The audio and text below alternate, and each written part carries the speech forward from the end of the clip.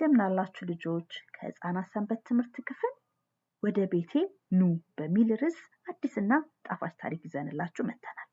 የመታሰቢያ ጥቅሳችን የሚገኘው የሐዋርያት ሥራ ምዕራፍ 16 ቁጥር 15 ሲሆን ወደ ቤቴ ገብታችሁ ኑሩ ብላ ለመነችን ይላል። የትምህርቱ ዋና መልእክት ሌሎችን ስንንከባከብ እግዚአብሔርን እናገለግላለን ይላል። ልጆች የሌሎች ሰዎችን ቤት መጎብኘት ትወዳላችሁ? ሰዎች ወደ ቤታችሁ ሲመጡ ደስ ይላችኋል? ሊዲያ ስለ ኢየሱስ ስታውቅ አንዳንድ አዳዲስ ጓደኞቿ ወደ ቤታቸው ጋብዛ ነበር። የሆነውም እንደዚህ ነበር። ጳውሎስ ከእንቅልፉ እንደነቃ ወዲያው ስሙኝ እንጂ እናንተ እንቅልፋሞች ሲል ወዳጆቹን ሲላስን፣ ጢሞቴዎስንና ሉቃስን ጠራቸው። ተነሱ፣ ወደ መቄዶንያ እንሄዳለን። ሲላስ፣ ጢሞቴዎስና ሉቃስ እንቅልፍ ያጡ አይኖቻቸውን አሻሹ። ወዴት እንሄዳለን ነው ያልከው? ሲል ጢሞቴዎስ ጠየቀ። ጳውሎስም እግዚአብሔር ትላንትና ሌሊት ራእይ አሳየኝ ሲል ተበረታቶ ተናገረ። ደግሞም እንዲህ አለ፣ ወደ መቄዶንያ መጥቼ ኢየሱስን ወንጌሉን በሀገሩ እንዳስተምር የሚለምነኝን አንድ ሰው በራእይ አሳየኝ አለ። ጳውሎስና ጓደኞቹ በአንድ ትልቅ ጀልባ ተሳፈሩ። ወደ መቄዶንያ በጣም ሩቅ መንገድ ነበረ ርቀቱ። ነገር ግን እግዚአብሔር ኃይለኛ ነፋስን ላከ፣ ጀልባዋንም በፍጥነት እንዲገፋት አደረገ። ከ5 ቀንም በኋላ ጀልባዋ በመቄዶንያ ቆመች። ጳውሎስና ጓደኞቹ ፊልጶስዮስ ወደምትባል ስፍራ ሄዱ። ያችም ከተማ ስራ የሚበዛባት ከተማ ነበረች። በሰንበትም ቀን በወንዙ ዳርቻ ተጓዙ።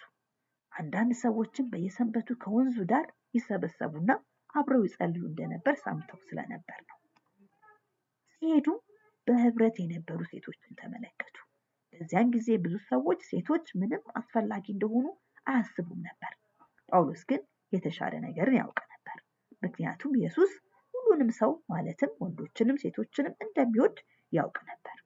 ወንዶቹ ሴቶቹን ለማነጋገር ተቀመጡ።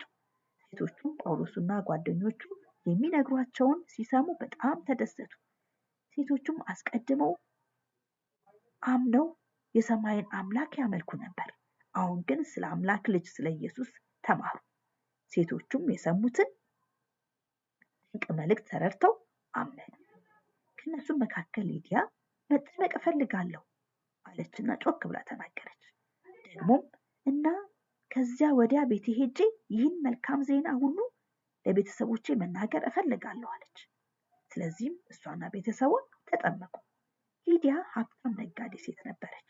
በዚያን ጊዜ ነገስታትና ንግስቶች ይገለገሉባቸው የነበሩትን በጣም ውድ የሆኑ ሐምራዊ ልብሶችን ትሸጥ ነበር።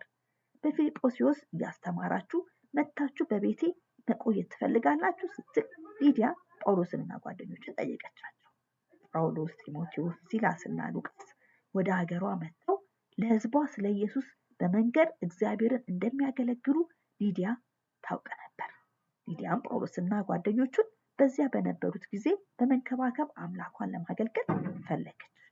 ጳውሎስ፣ ሲላስ፣ ጢሞቴዎስና ሉቃስ በፊልጶስዮስ ለብዙ ቀናት ሰበኩ። ብዙ ሰዎችም ስለ ኢየሱስ የሚነገረውን የምስራች አምነው ተጠመቁ። ለዚህም ምክንያቱ ደግሞ የአራቱ ወንጌላውያን ስራና የሊዲያ እገዛ ነበር።